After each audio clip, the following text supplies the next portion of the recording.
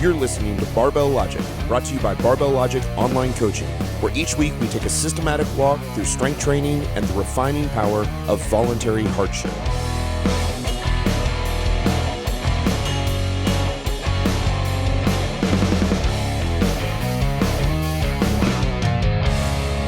Welcome to Barbell Logic. I am Scott Hambrick, and that's Matt Reynolds, and it's question and answer day.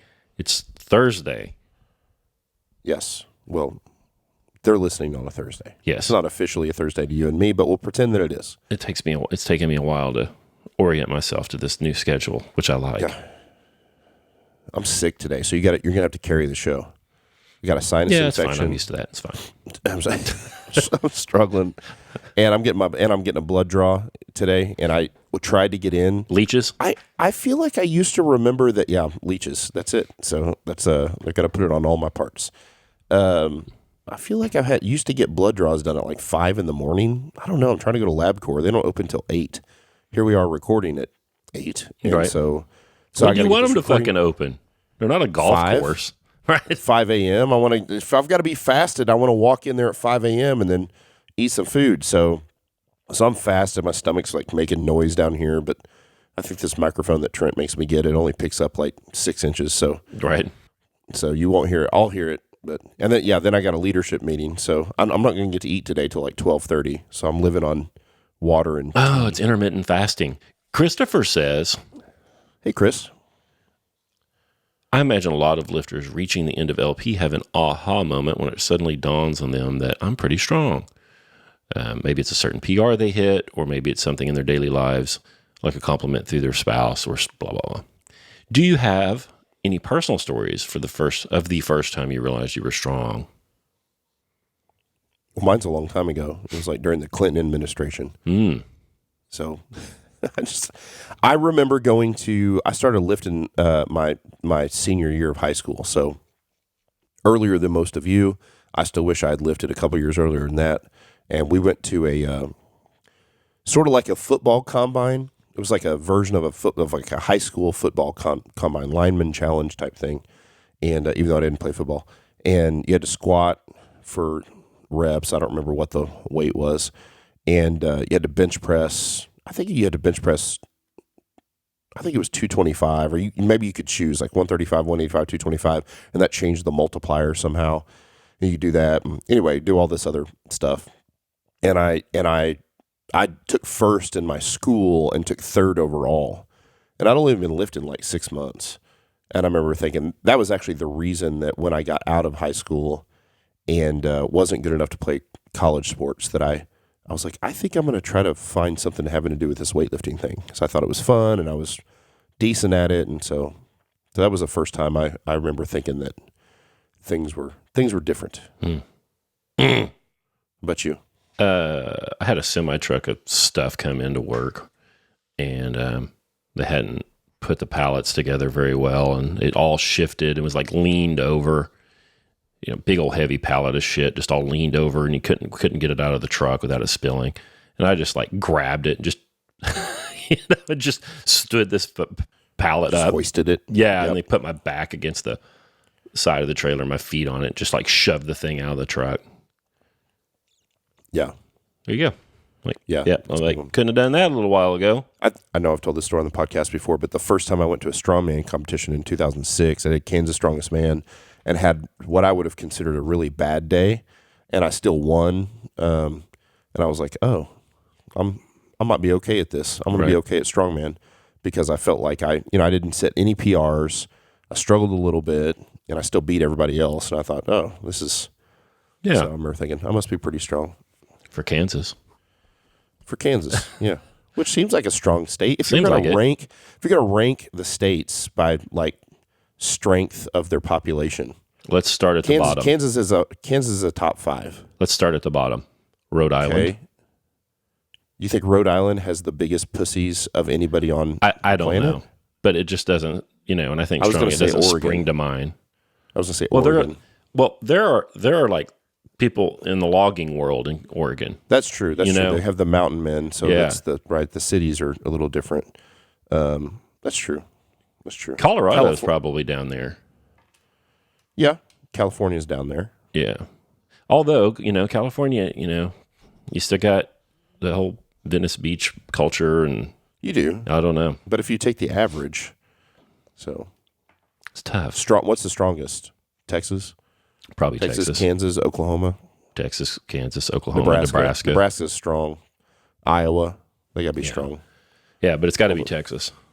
It's got to be Texas. Agreed. Yep. There you go. Utah ain't bad, by the way. You think Utah's strong? All those Mormons just pumping out weights? Yeah, there's a bunch of people weight training out there. Really? Isn't that where Shaw lives now? Does he live in Utah? No, he's always been in Colorado. Oh, Utah ain't bad. Seth says, I want to thank you for all the great content you produce. Thank you, sir. Thank you, Seth. He says, when squatting and deadlifting at higher weights, I notice that I shift my hips to the right. He's 26 years old, 5'11", 185, and his 5 rep max on the squat's 360, 415 on the deadlift. He has had bilateral hip surgery at 17 to repair the labrum and shave off bone growths off the head of the femur. There you go. 17. Yeah. Holy cow, man. He says, what You should cues, slap your mom and dad. if you can find them, what cues do you use to help clients who tend to shift one way or another during heavy lifts? He says, I understand this is more of a PT question, which is why I asked for cues, etc. Hey, thanks for sending this in, Seth. So my first go-to is does he have pain? Does he have symptomatic pain, right? If he doesn't have symptomatic pain and he's just noticed because he's videoed himself and he's got a little bit of a shift, that to me, that's the first. If somebody has pain, we got to we got to figure it out, right? If they don't have pain, I had a guy this weekend. I was up in Detroit with Dr. Sullivan for his Barbell prescription seminar. Went great, by the way. And a guy, retired cop in Chicago, Mark. Hey, Mark, super nice guy. Got him on the press. Has tons of scoliosis in his back. So like one shoulder sits up by his ear, and the other one's like real low. You know, It looks like he should be ringing a bell somewhere. yeah, it's super weird. But like he didn't have any pain, and so he pressed, right? And his press was like one elbow on the press at the bottom of the press was like 4 inches higher than the other elbow, just because of all that scoliosis. So the first and simplest answer is if you don't have any pain and you're doing the best you can to have nice clean form, then you're probably okay. Yeah. So in order to fix asymmetries, my favorite lift in the squat is a tempo pin squat. Because if there's asymmetry, you will note almost always that one side, the bar will touch on one of the pins before it touches on the other pin. And so it sort of forces you to at least stay symmetrical in the descent. The ascent's a little more difficult, right? So a little shift. You could certainly check out, like you could always have a short leg or a long leg, or your hips could be off, or you could have some scoliosis in your back. It'd be nice to know just what you're dealing with. And so going to see a decent PT or decent chiropractor or decent, what are they called? The sports athletic trainers. And by the way, 99% of all those people are not decent, but find a good one. They can probably tell you if you got a long leg or your hips are goofy or whatever. That's kind of the way I'd address that. But if you don't have any pain, it's not that big of a deal. Yeah. Don't worry about it if there's no pain. He's 26 and he weighs 185, he's 5'11". If you were an older gentleman, I would just put you on the box forever. Yeah. Yeah. So you might consider that. Yeah, I like the box too for fixing that stuff. I got no ego about it, If you're getting PRs on box squats and that's what you do, and they make sure that your form stays right and everything stays fairly symmetrical, or even the pin squat forever. Sure. Bad things happen to you when you were 17. You don't get to be normal, unfortunately, and so maybe you don't squat normally. Although I think you can. If it's not hurting you, like Matt says, you're probably okay. But don't rule out using some of these variants maybe as your primary training method for a very, very long time to something like forever. Yes. Eric, this is some crazy stuff right here. Eric says, I have bicuspid aortic valve with a narrowing of the aorta. I don't know anything about that. Me neither. Doing power strength training is out. However, I can train with high reps, low weights to keep my blood pressure in check. Any suggestions on types of workout plans to follow? Thank you. No. He's 54 years old. Dude, Sorry, man. It's just not what we do. I don't know. go hire Dr. Sullivan. Yeah. He's the guy for that. Yep. So our advice to you is that. He has to hire a doctor who's also a good strength coach. There aren't very many people in the world that can actually help you with that in a Sure. from a basis of experience and rationality, and actually get you what you need. And he's one of maybe 10 people in the world that could help you. True. Harrison says, just want to start off and say that I'm a new listener and love the podcast so far. Well, just wait. So far. Just wait. Yeah. It's going to go downhill in a hurry. Harrison says, thank you for listening, Harrison. Harrison says, how does life stress, like school, work, relationships, affect lifting progress? Tremendously. A lot. Yeah. Stress is stress, right? To your body doesn't really know the difference between stress. And so you have these specific stressors that are productive for strength increases, and you have unspecific stressors that are bad for strength, right? So all that life stress is still stress. It will stress your body out. It will hurt your recovery, and it's something that must be managed to the best of your abilities. And so sometimes we can do stuff about that, and sometimes you can't, right? Sometimes sometimes your wife leaves you. You can't do anything about it. Sometimes you get fired from your job and you can't do anything about it sometimes. And so if that's the case, then you have to figure out how to manage that stress. Stress is like a budget, and you only have so much of it that you can handle. And when we train in the weight room, that's a bunch of stress. If we combine that bunch of stress with a whole bunch of life stress, it's going to be too stressful.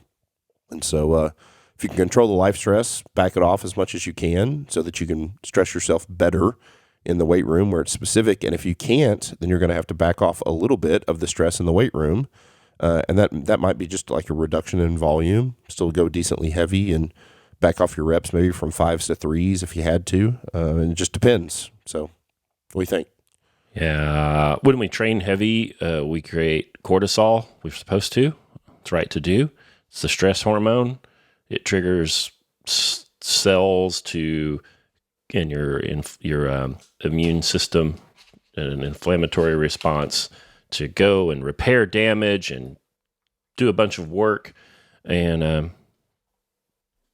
it's stressful. Cortisol is stressful. Heavy training is stressful.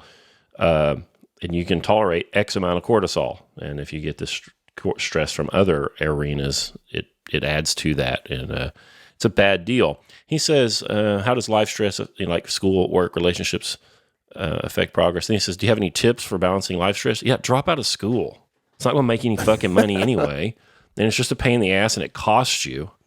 Right. Just drop it. I mean, seriously, start pulling weeds. Unless you're in engineering or something. Well, even then, there's going to be a bunch of people there's 3 billion people in Asia who are getting engineering degrees right now. You watch engineering salaries over the next saturated. 15 years are going to be screwed. Right.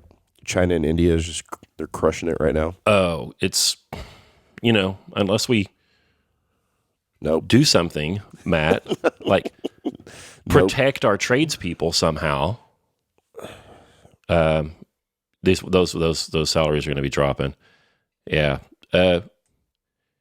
Be ruthless with cutting. If you've got something that's causing you stress, and net, that's all it does.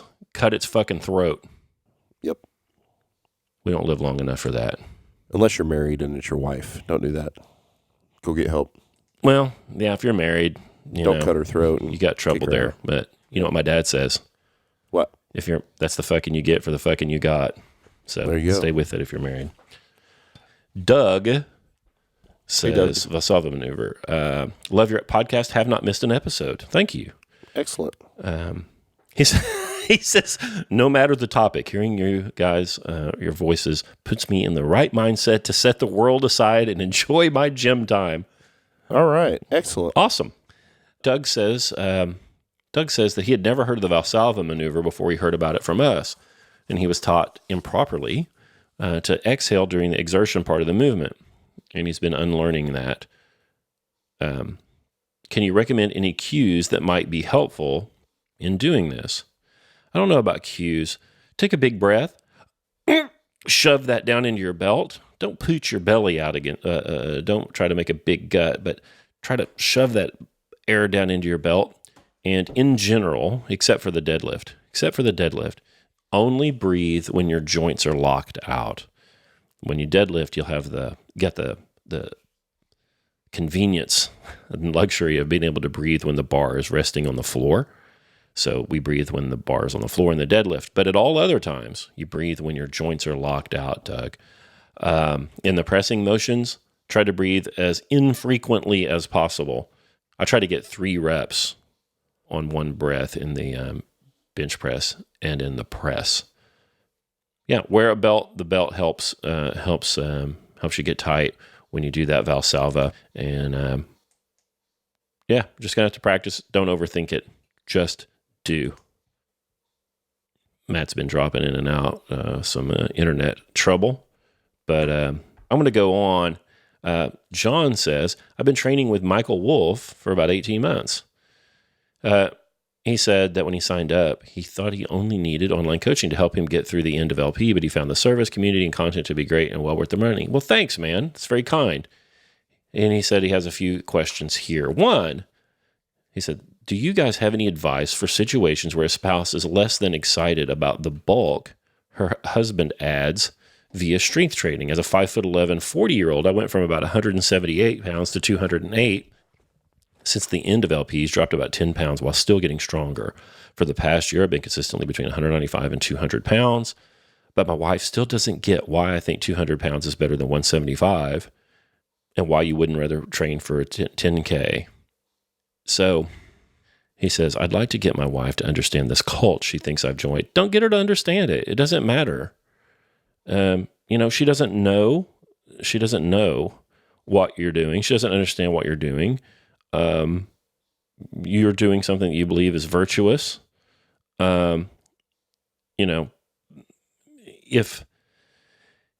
If you're legitimately no longer attractive to her, that poses a problem. But I might suggest the idea that you may be more attractive, and that may actually be the thing that she is reacting against.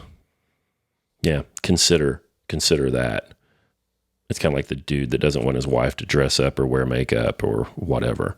That kind of smacks of that to me. I don't know. Good luck with that. Go to counseling. Take her to a counselor. You guys have praised the Rogue Echo bike, he says, as a conditioning tool. He says, he already has a standard indoor spin bike. Can I get a decent hit workout on a spin bike? Yeah, probably. Probably so. I don't know a lot about those damn things, but I think you probably can. They should be just fine.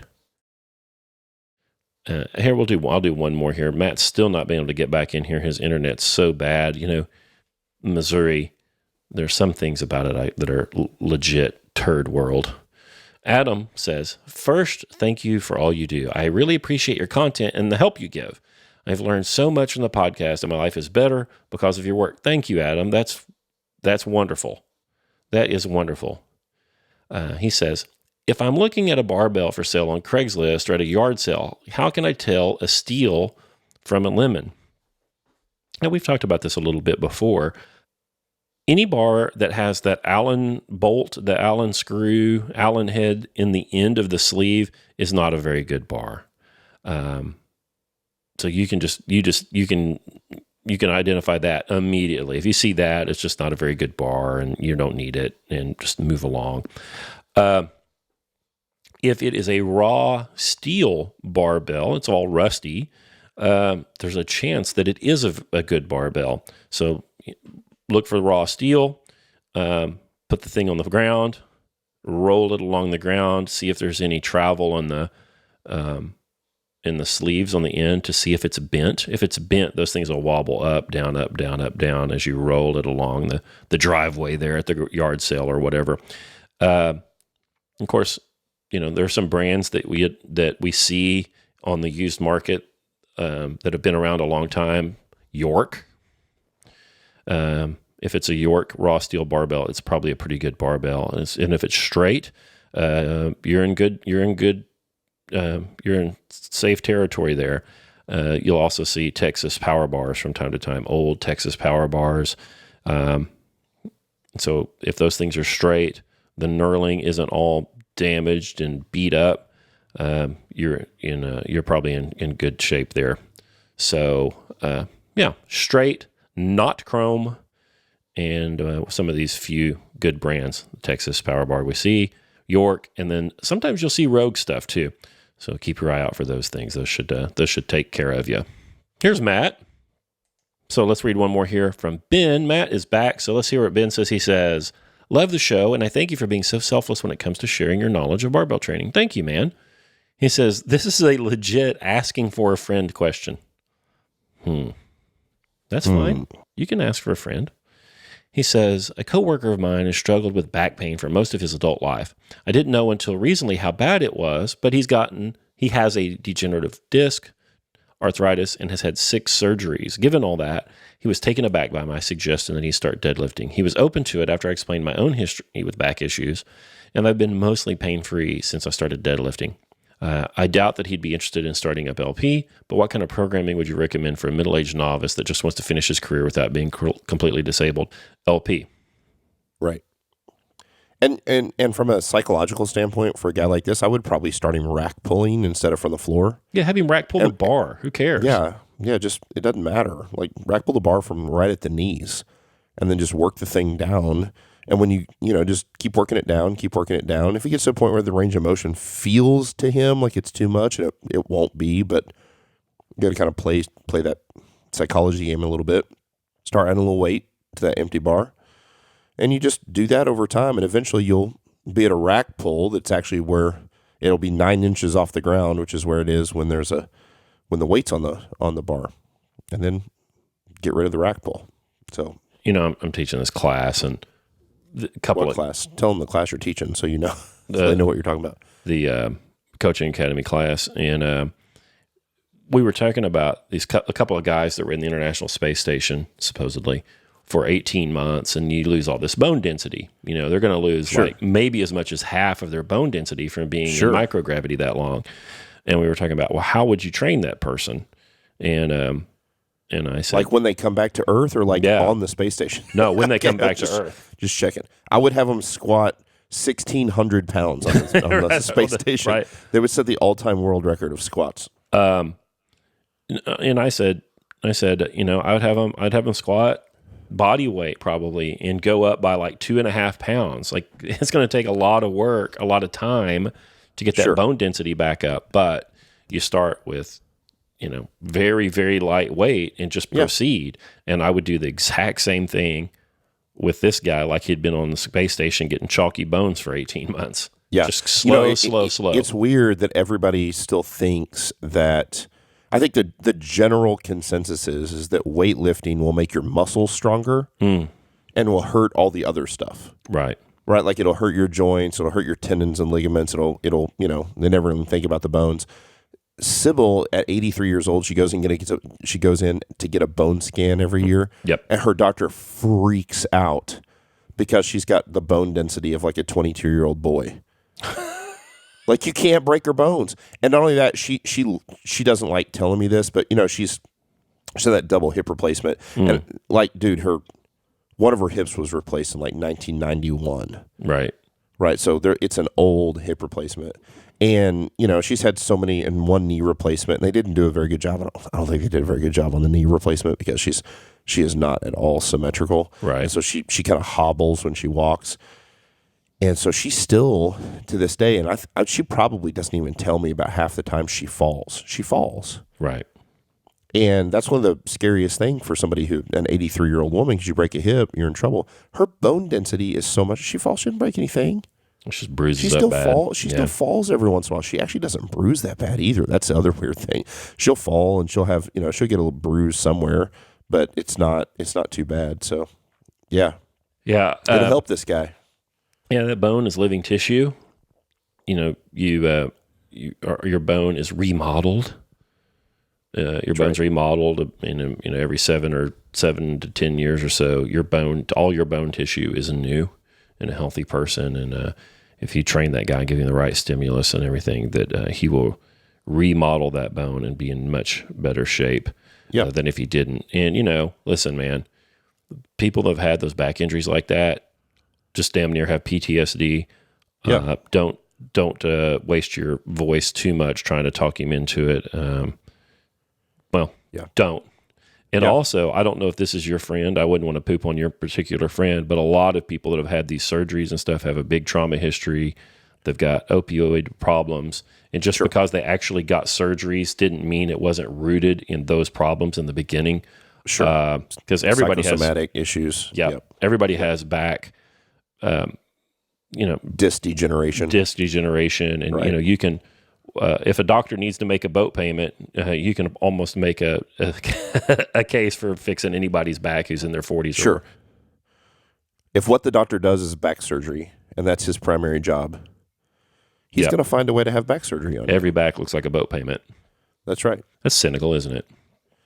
It is, but every weak person looks like a boat payment to me. Right. Not that I'd ever own a boat, because I think you're a douchebag if you own a boat. But send your emails to questions at barbell-logic. Boat people are weird people. Boat people are a little odd, yeah. They're weird, right? And they go to the lake every single weekend. We live here in Missouri. We got Lake of the Ozarks. It's this real, popular social gathering lake.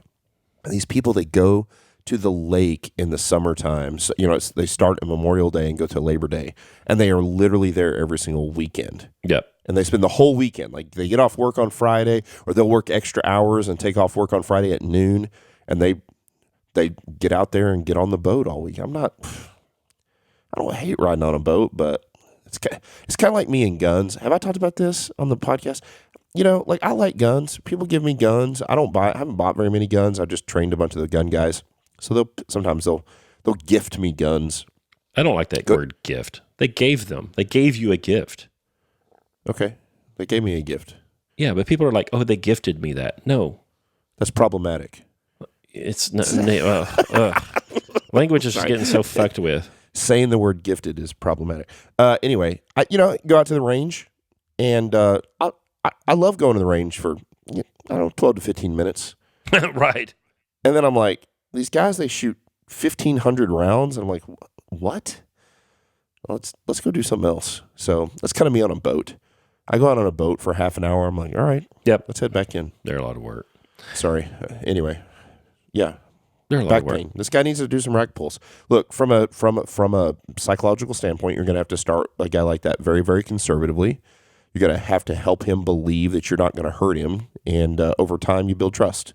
And whether that's your actual friend or people that are listening have somebody that's like this, and maybe it's not a back, maybe it's a knee problem or a hip problem or a shoulder problem or whatever, that's the way this has to work. And so there is optimal. Optimal is this guy just does normal LP. He would be just fine. He would be just fine. He could start his deadlifts at 95 pounds probably and be just fine. Yep. But you're probably going to have to start him with the empty bar at a relatively high rack pull and work the rack pull down. And over time, he comes to see you or you see him and you guys sort of train together and he becomes a training partner for you. Have him lift off for your stuff, teach him how to do lift offs and stuff and kind of spot you and build up a relationship there. And over time you'll build trust, maybe. And if you do build up enough trust, he'll eventually let you get him heavy enough to actually do some good. Yeah, send him to a coach. Send him to one of us and you can do the appeal. We can do the appeal to authority thing that you can't. Yeah. Oh, we do this all the time, and this is what I do. Sure. And he might trust somebody like us more than he would trust you, perhaps. But don't worry about it, man. We can't save them all. Can't save them all. It's good on you for trying, but if you fail, know that we can't save them all. We were talking about a guy this weekend who had lost a ton of weight. It's a similar sort of situation about PTSD with somebody who was morbidly obese and they've lost a tremendous amount of weight. They are so terrified to go back to being fat. Yep. That to get them to eat enough to put on muscle is damn near impossible. Yep. And you almost have to trick them into just like letting them eat their low carbohydrate, low fat diet and force them to just eat the protein. In the first place, we start with somebody who has been, who's sort of got that PTSD from being a fat kid syndrome. Is you've got to dramatically increase their protein. We had a guy this weekend at the Barbell Prescription seminar, and he had lost a ton of weight, and his average daily protein intake was like 75 grams a day. Mm-hmm. And he just, the guy lost a ton of weight. Obviously is very disciplined. Obviously has the mental thing, like, hey, he can do hard stuff. Right. But he's so scared to put on weight and get fat again because he spent his whole life fat. This guy wasn't 27. This guy was like 62. Yeah. And so, boy, it's going to be hard. And so we were trying to figure out just, adding a protein shake or two and a little more protein intake on his meals. But that's same sort of hurdle to overcome. The psychology stuff that we have to deal with is astounding. Yeah, it is for sure. There's another Barbell Logic question and answer episode. We've been doing that for about 30 minutes here, Matt. It's probably okay. Yeah, I don't know because my internet broke up and I had to record twice, so I wasn't sure how much time we had. Yeah, I told everybody while you were gone that Missouri's really basically a third world country. It is. And that's all right. We got the good shit here in Tulsa, so I was able to stay connected with you guys. That's good. And we'll do another show next week, so send your questions to questions at barbell-logic.com, and we'll get to those for a future show. Please. Hey, we broke 800 reviews on iTunes, by the way. That's awesome. We are also, as of the time of this recording when it comes out, we will have broken 2 million listens, which is kind of cool. Well, just 2 million. Just through one channel, yeah. Yeah, that's just right. That's just through Libsyn, the main podcast hosting. We've got a bunch more that come through other places. Google YouTube Play, and, Stitcher, yeah. iHeartRadio, Spotify. Sure. Yeah. A whole host of other channels. Yeah. So recommend the show to one of your friends, and we will continue to spread the word. Send a dude with the friend with the back pain. Just send him Just send him our timestamp there where we start talking about that. And it'll be okay for us to talk about him being traumatized and not want to do it. It'll be easier for him to hear us talk about it, not knowing who he is. Then it'll be for you to like skirt around those issues and tap dance around it. So just send him that and we'll see how he does. Let us know, man. Give us a report. We will talk to you guys on Monday. See ya.